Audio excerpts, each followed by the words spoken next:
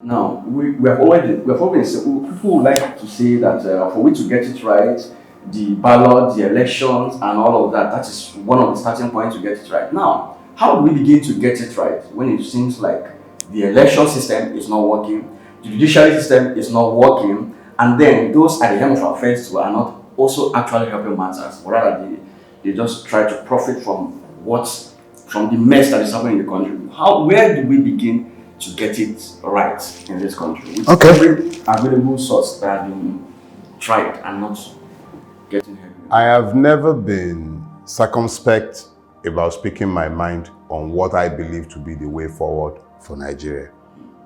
I have never hidden my position. My position has always been clear. Nothing short of a revolution can save Nigeria from itself. Nigeria is already designed to self-destruct.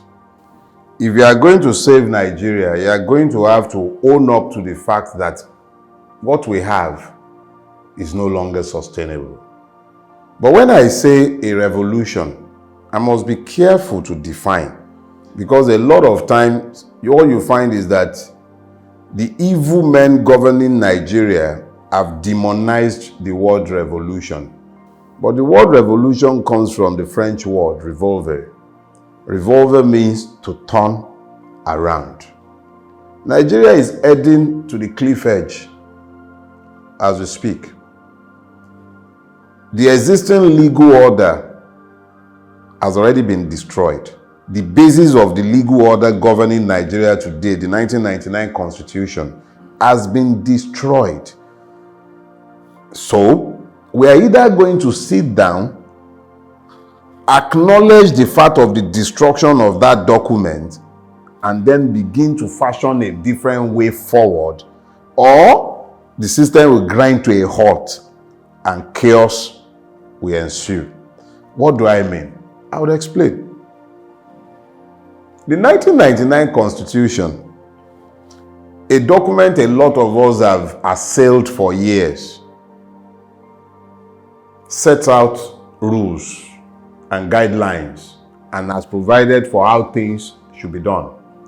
But there is no way that constitution can continue to exist in the presence of a Bola Ahmed Tinubu presidency. To validate Bola Ahmed Tinubu's presidency, the Supreme Court is going to have to shred the 1999 Constitution, and by affirming the heresy that came out of the Presidential Election Petition Tribunal.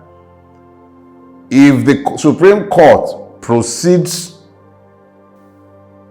to validate that judgment or that heresy, what you then find is that it would have opened the Pandora box for the destruction of the 1999 Constitution. It might take a day, it might take a year, it might take 2 years, but that constitution effectively dies.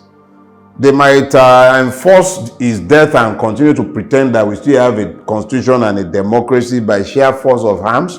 It might be that those of us who desire a revolution might mismanage the movement, and then it turns into chaos simply because we fail to act or we act wrongly. But the fact of the matter is that you cannot sustain the lies of a constitutional democracy predicated on the 1999 Constitution and still have a Bola Ahmed Tinubu presidency. A Bola Ahmed Tinubu presidency means that we have 37 states. A Bola Ahmed Tinubu presidency validated by the Supreme Court means that it does not matter if you are a crook or a criminal, you can be our president. A Bola Ahmed Tinubu presidency means that you can lie about your name, your age, your parenthood, your schooling. You can lie about everything and anything. There are no moral bars to qualify for the presidency of Nigeria any longer. That is what a Bola Ahmed Tinubu presidency validated by the Supreme Court will be telling everybody. So for me, our reality is that we didn't get here today. I was maintaining that a revolution was required for years. I sat down and wrote a book on the subject because I already knew that this system is unsustainable. at some point, all the lies Nigeria have been telling itself would catch up with it. All the lies of Nigeria have come to coalesce in the person of Bola Ahmed Tinubu. And now, Nigeria is being confronted with his own lies. Everybody who will presume to legitimize his mantle would have to take off their own gown of honor and wear it for him. And as they are wearing it for him, they are benuding themselves, and the cloth they are wearing for him cannot fit him. As they are wearing it for him, he will be torn. He is naked. It has pleased God to render him naked, and everyone who presumes to cloak him will be equally benuded. So, if they like, let them come to the knowledge of the fact that it is in the hand. That revolution can begin in the Supreme Court. The Supreme Court can do something it has never done before, at least in recent times, which is to give justice. You think it will do that? It is entirely in their hands to do it or refuse to do it. That's their business. I'm not. Let's be clear. If that doesn't happen, it's up to the Nigerian people. But my own position is the same thing that I'm saying here and now. I didn't start saying this today. But I do remember that when they offered beavers and the amendment to the Electoral Act, some of us were front and center in telling the people, go and register. Let's register to vote. Let them refuse to honor the legitimacy of our vote. We will go to court. Before there was a Peter Obi, he's there. It's an imperative of the Nigerian Revolution. It was always there that the only way we could galvanize the people generally would have to be that we took advantage of the electoral route, took advantage of the judicial route, and all failed. Because you really cannot galvanize the people to act the way they need to act in relation to the Nigerian situation if you do not strip the entire system naked in front of the people. October 2020, the young people reacting to their pains began the EndSARS movement. They went onto the streets peacefully, waving flags. They burnt no tire, burnt nothing belonging to government. They merely protested peacefully. They were even having parties at some locations. What did the state do? He sent soldiers after them, murdered them in cold blood, denied that it even killed them, denied the very fact of their humanities. When they were done, we didn't ask anybody to go onto the street. The evidences are there. History is there for a purpose. I and several others, instead of telling people to go to the street to be protesting, we told them, go and register to vote. When the skepticism was high, we said, don't worry. They said beavers will walk, we'll follow them. There was no Peter Obi. There was no Labour Party. We were just doing what we believed we needed to do. We convinced the people to go and register to vote. INEC and every system that should work to make this happen did everything it could to frustrate it from happening. But those people were determined for change. You'd kill them when they were protesting now, peacefully. So we told them, don't protest, go and register to vote. We'll protest with our ballot. You did everything, the system did everything to frustrate that from happening, but the people still turned out in record numbers. We reconnected the people to the electoral process. They registered, and they turned out in record numbers to vote on the 25th and on the 18th. But what did we find? INEC deliberately, ingloriously destroyed a system that it had built with its own hand simply because it wanted to enthrone a crook.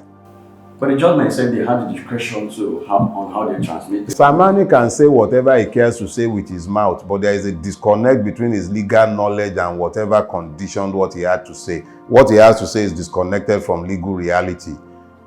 Under the Electoral Act, they have that discretion, and they published their discretion. They told everybody their guidelines. The guidelines were made pursuant to the Electoral Act. They are as good as law. So if INEC has come out to lie to us, there is some glitch that did not happen with Senate, that did not happen with House of Rep, that happened only with the presidential, and it cannot logically explain how it happened, and the judge decided to blind himself or herself to the truth of what was in front of them. I am not obliged to be as stupid as a judge who sees the truth and refuses to say it. That's the prerogative of the judge. But the Nigerians are not stupid. They know what they saw. That's why the judiciary is looking like the mess that it has always been. Simply because the people can see clearly that they are lying through their teeth, shamelessly. It is one thing to have the facts on your side, have technicality on. It's another thing for a judge to simply to just go on. Oh, please, if my grandmother used to say that if I have nothing good to say about a person, I shouldn't say anything. Don't remind me of those 5, because as far as I'm concerned, they failed woefully in discharge of their duties as justices. They blinded themselves to the truth. That's my position in relation to those ones. So yes, we followed the electoral process.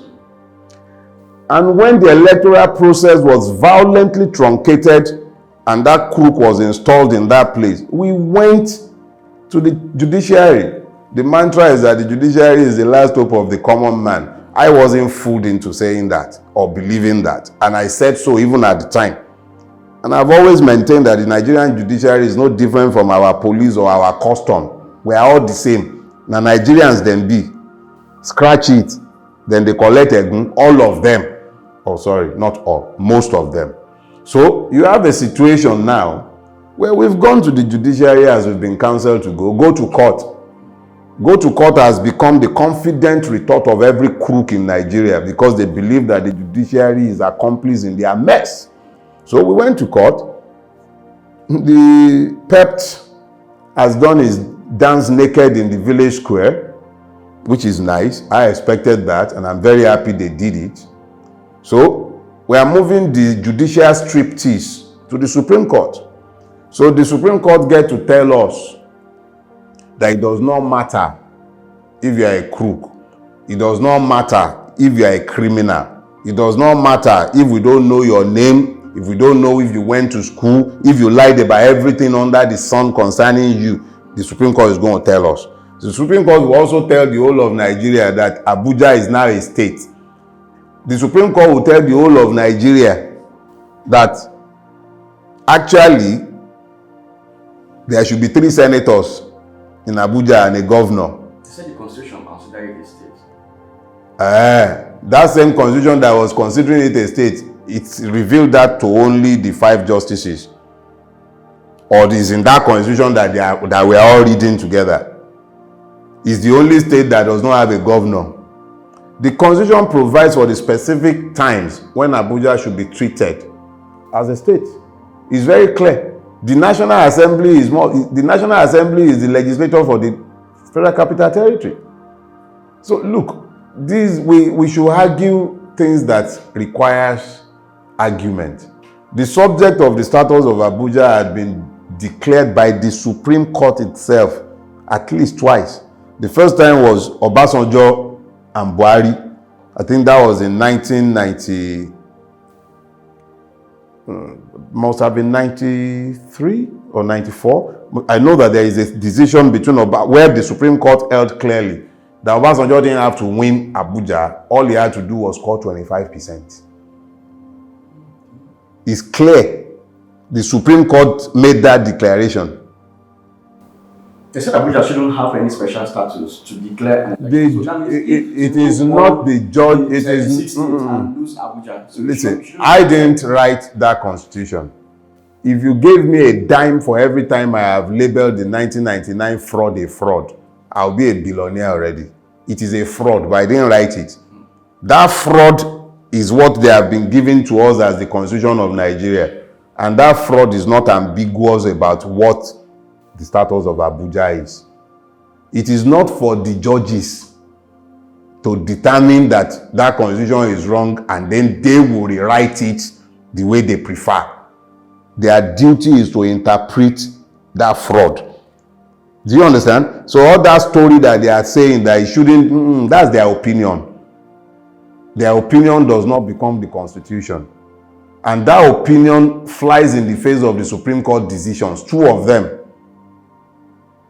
Buhari was the one who was the party in both cases. The first time, I believe, was against Obasanjo. I believe the second time was either against Jonathan or Yar'Adua. I can't remember clearly now, but I know there are two decisions of the Supreme Court on the status of Abuja. So if Samani and co decide that they have a different take on it, they can go and sponsor a bill to the National Assembly to have it amended. Not that they will willfully on their own rewrite the Constitution. That is what they have done.